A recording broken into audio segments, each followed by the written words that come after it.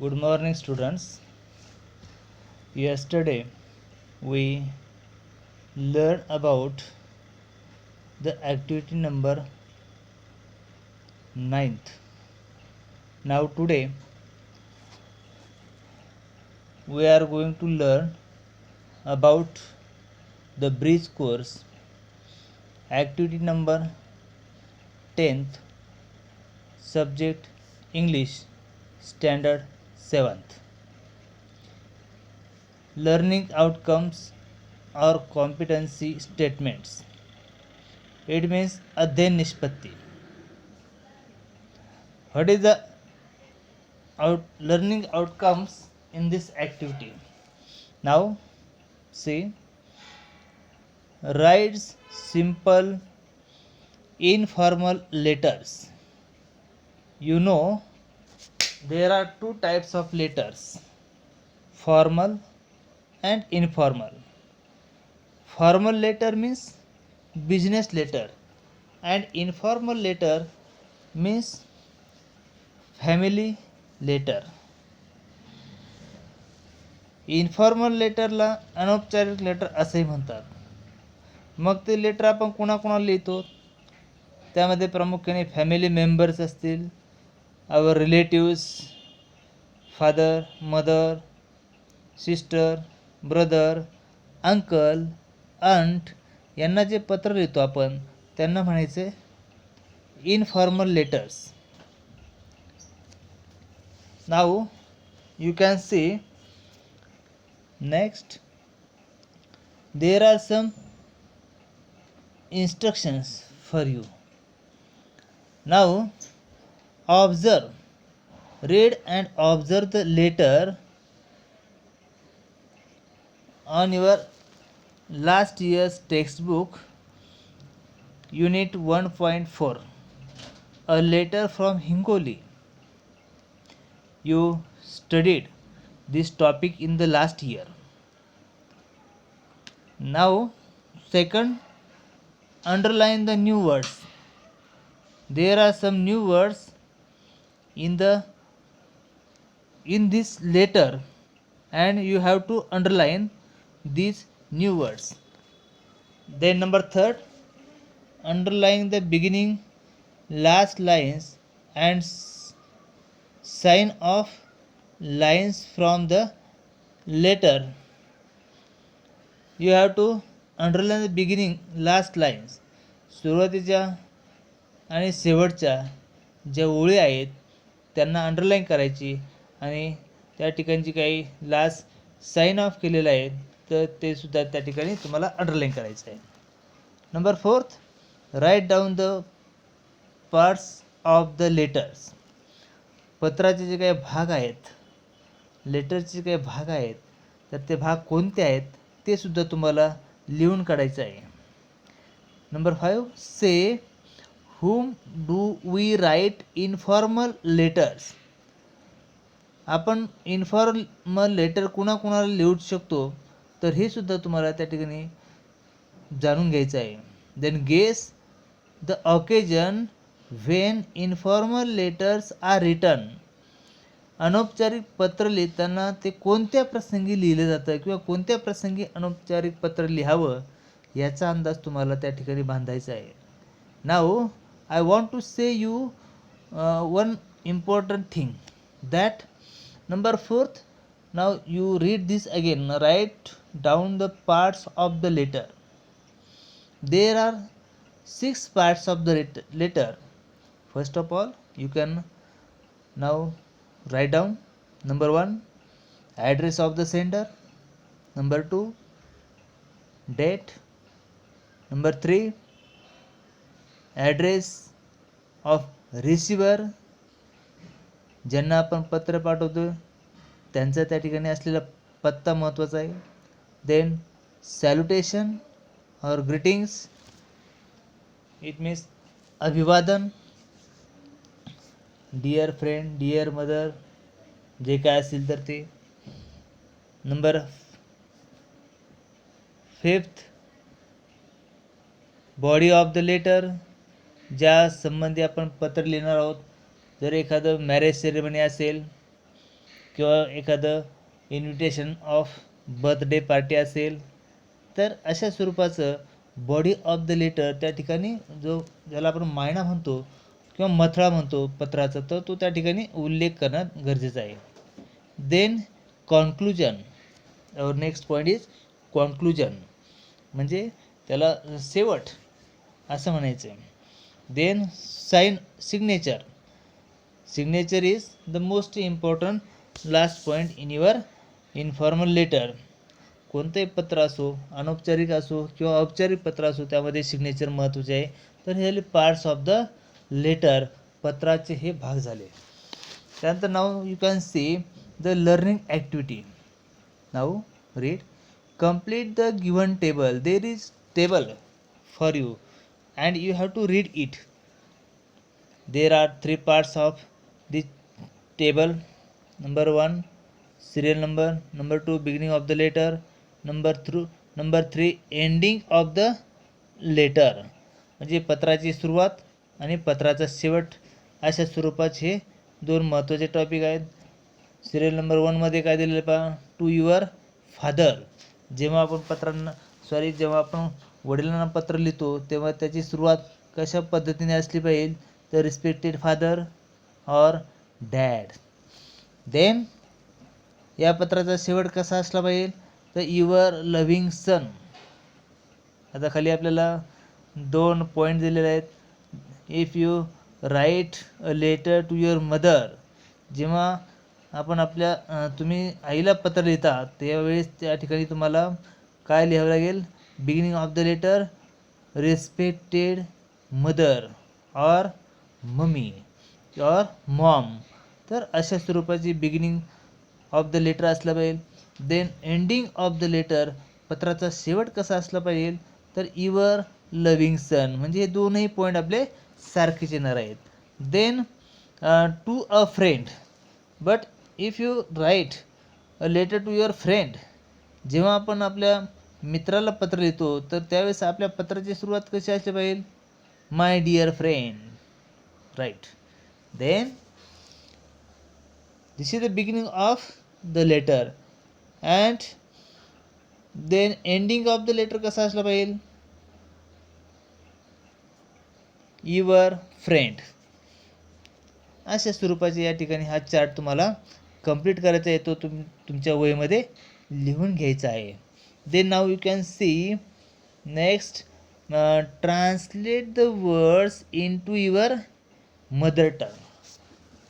हे जे शब्द दिलेले आहेत तर या शब्दांचं तुम्हाला ट्रान्सलेशन करायचं आहे आपल्या मातृभाषेमध्ये. मदर टंग मीन्स मातृभाषा. आपल्या मातृभाषेमध्ये या शब्दांचं भाषांतर करायचं आहे. नंबर 1 अंकल, आंटी और aunt, ग्रँडफादर, ग्रँडमदर, कझिन. जर तुम्ही खाली पाहिलं तर तुमच्या लक्षात येईल पहा, या ठिकाणी ट्रान्सलेशन केलेलं आहे. या ठिकाणी now you can see uncle means काका और मामा जे काय असेल ते. आंट मीन्स काकी किंवा आत्या किंवा मामी. देन ग्रँडफादर मीन्स आजोबा. ग्रँडमदर मीन्स आजी. कझिन मीन्स चुलत भाऊ, चुलत बहीण किंवा मावस भाऊ, मावस बहीण. Then number 3rd point is most important. There are types of letter. First of all we see there are 2 types of letter. First is informal letter and second is formal letter. Formal letter means business letter and informal letter, now you can write here number B, informal letter. It means family letter and formal letter means business letter. This is the most important for you. Now I want to tell you most important thing about informal letter. Now you can write also. Informal letter is inviting your friend for a ceremony, means marriage ceremony, yes, or birthday party. Now listen carefully.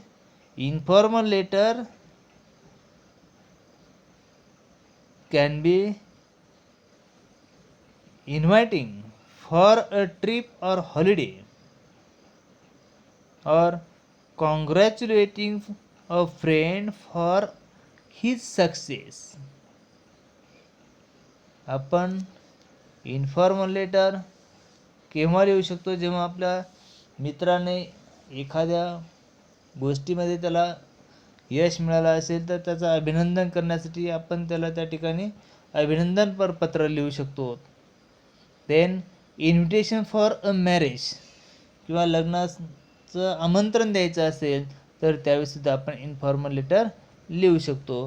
तर हे झाले महत्त्वाचे informal letter संबंधी असलेल्या गोष्टी. Then you can see there is a example for you. Now you can see, look at this letter. Just you can read this. Now listen carefully. I read it loudly.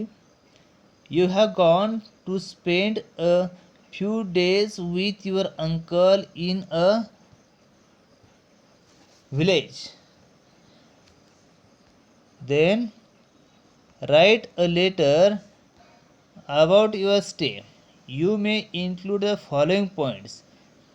तुम्ही तुमच्या अंकलसोबत काही दिवस गेलेले आहात बाहेरगावी, आणि त्या ठिकाणी गेल्यानंतर तुम्ही काही दिवस राहिलात, आणि खालील पॉईंटच्या आधारे तुम्हाला एक पत्र लिहायचं अंकलला.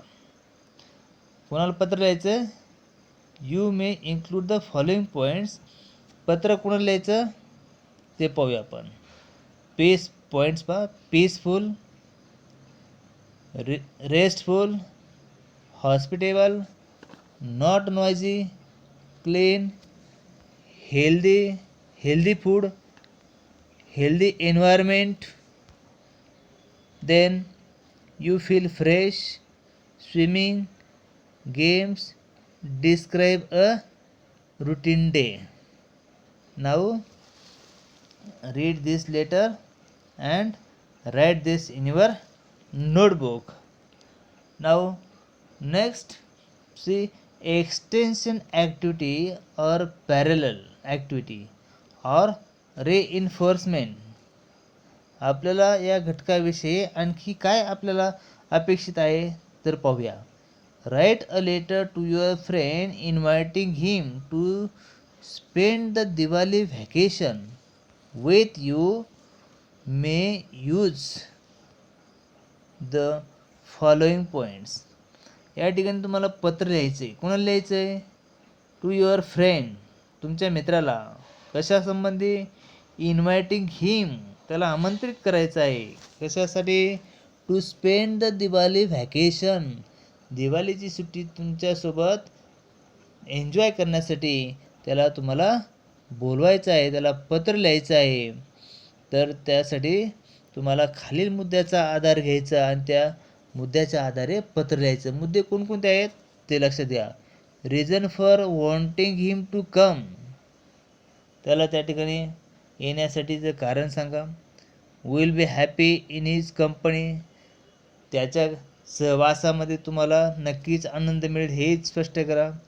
Your programme and plan if he comes, जर तुमचा मित्र आला तर तुमचं त्या ठिकाणी प्लॅन काय असेल, किंवा तुमचं प्रोग्राम कार्यक्रम कसे असतील, नियोजन कसं असेल हेही त्याला सांगा. Then free from the pressure of the study, दिवाळीची सुट्टी आहे आणि त्यावेळेस कुठल्याही प्रकारचं तुम्हाला अभ्यासाचं प्रेशर नसणार आहे, तेव्हा तुम्ही फुल टाईम एन्जॉय करू शकता हे त्याच्या लक्षात आणून द्या. Then request him to come without fail, आणि कुठल्याही प्रकारचे मनामध्ये दडपण न घेता त्या ठिकाणी येण्यासाठी रिक्वेस्ट करा, विनंती करा. Now we can come to our next point, evaluation. Now write these questions in your notebook. What are the two types of letters? We see at the beginning of the topic, formal letter and informal letters. Now second, whom do we write informal letters? आपण informal letter कुणाला लिहू शकतो हे या ठिकाणी तुम्हाला लिहायचं आहे. Then which greetings and sign off lines will you use for the informal letters. Informal letter लिहिताना तुम्ही या ठिकाणी कोणते ग्रीटिंग्स आणि कोणते साइन्स ऑफ लाईन्स तुम्हाला लिहायचे आहे हे त्या ठिकाणी अपेक्षित आहे, ते तुम्ही लिहिणं गरजेचं आहे. Then what do you learn today? तुम्ही आज काय शिकलात? कसं तुम्हाला या ठिकाणी तुमच्या लक्षात आलं असेल पहा की यू हॅव स्टडीड और I learn about how to write the formal and informal letter, और I learned about how to write informal letter and know about formal and informal letters. Note the difference between these two types of letters. Thank you. Okay.